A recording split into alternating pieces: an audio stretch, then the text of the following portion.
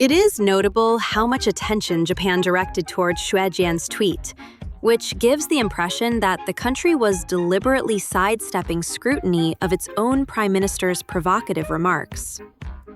On November 15th, China announced a series of countermeasures, including a military drill in the Yellow Sea, scheduled from November 17th to 19th.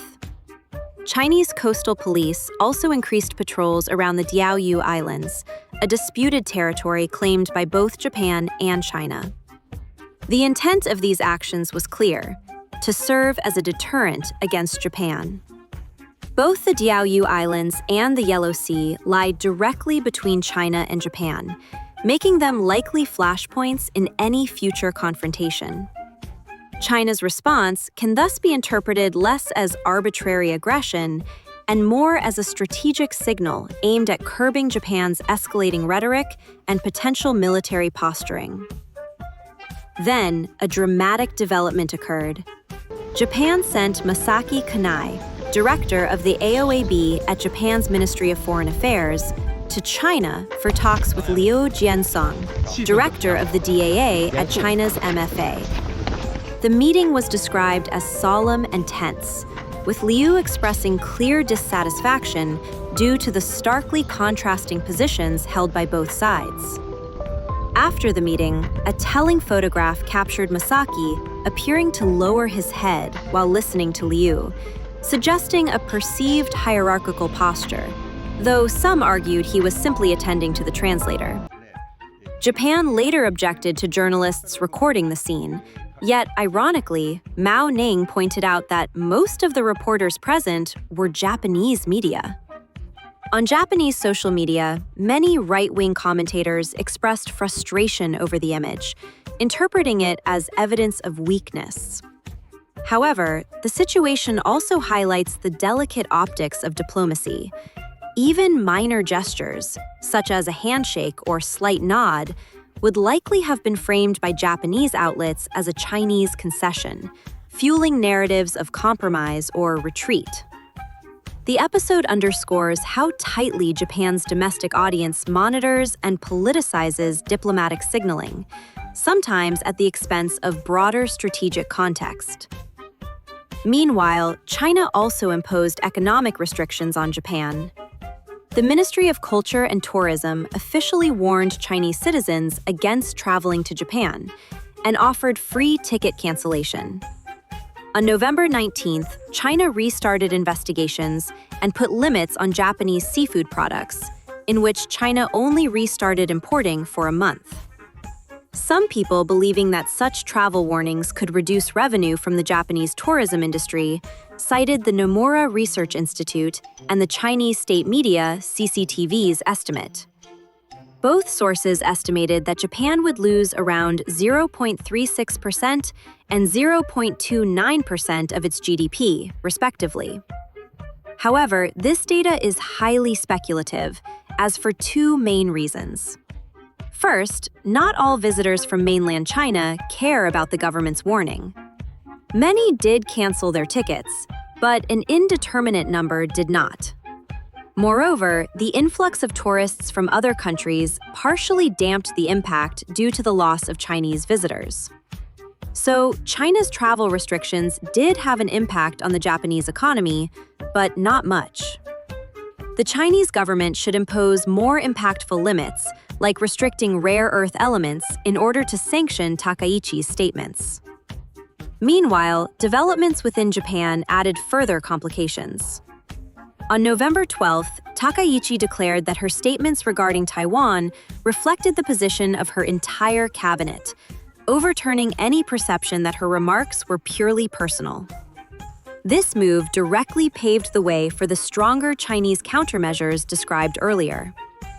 On November 26th, during another Budget Committee session of the Japanese Diet, a debate took place between Takaichi, leader of the LDP, and Yoshihiko Noda, leader of the CDP.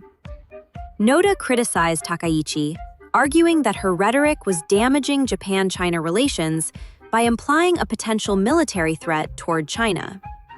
Takaichi responded with standard diplomatic language. Japan always holds a constructive and open attitude towards China. Maximize Japan's national interests.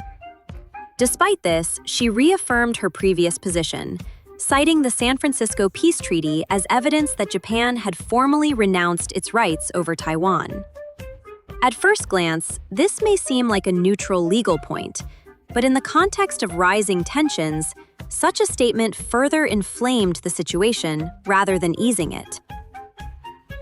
The escalation was unsurprising, as China does not recognize the San Francisco Peace Treaty as legally binding. It was not invited to sign the document. Takaichi did not retreat. Instead, she emphasized Japan's position on the indeterminacy of the Taiwan issue. The treaty only required Japan to relinquish control over Taiwan, without specifying that Taiwan should be returned to China, unlike the Cairo Declaration. Noda's intervention arguably did little to help. Some observers noted that by calling Takaichi's clarification a de facto retraction, he may have been signaling to China a conciliatory gesture. In reality, it appeared to be a smokescreen, as Beijing did not halt its retaliatory measures. China promptly contacted UN Secretary-General Antonio Guterres to express its dissatisfaction with Takaichi's statements, while Japan lodged reciprocal protests, highlighting the spiraling nature of the diplomatic confrontation. Now, let's fast forward to the continuation of this conflict that leads into December. Many may have thought that the conflict ended around late November, but actually, it was never really finished. On December 3rd, Sanae Takaichi said that Japan's standpoint continues to abide with the 1972 Joint Communiqué. The joint communiqué stated that Japan would abide by the One China policy and recognize the PRC as the only legitimate government of China. However, although this statement was treated by some as an end to the turmoil, there is a deeper insight to Takaichi's stance.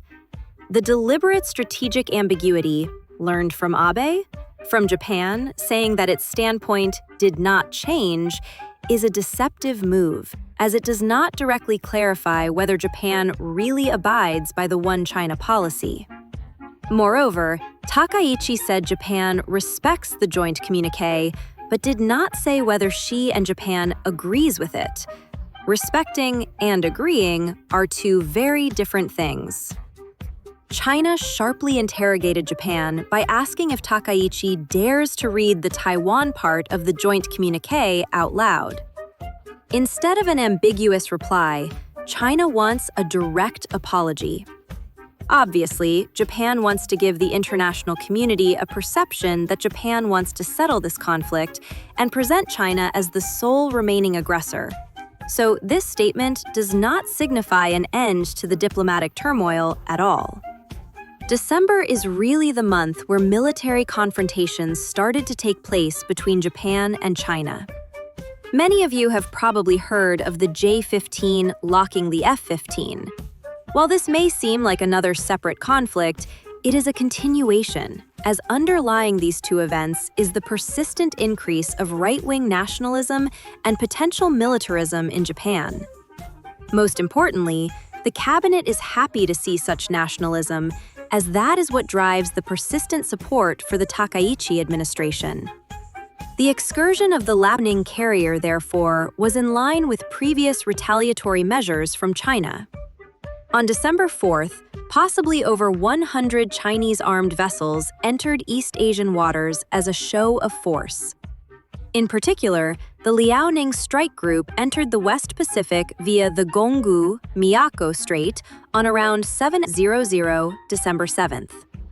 Then, a J-15 fighter rose from the platform of CV-16, Liaoning, and headed for its destined training airspace, performing maneuvers above international seas.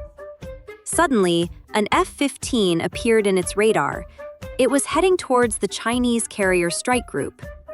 After approaching the J-15 to a distance of 52 kilometers, the J-15 intermittently started to illuminate its radar onto the F-15.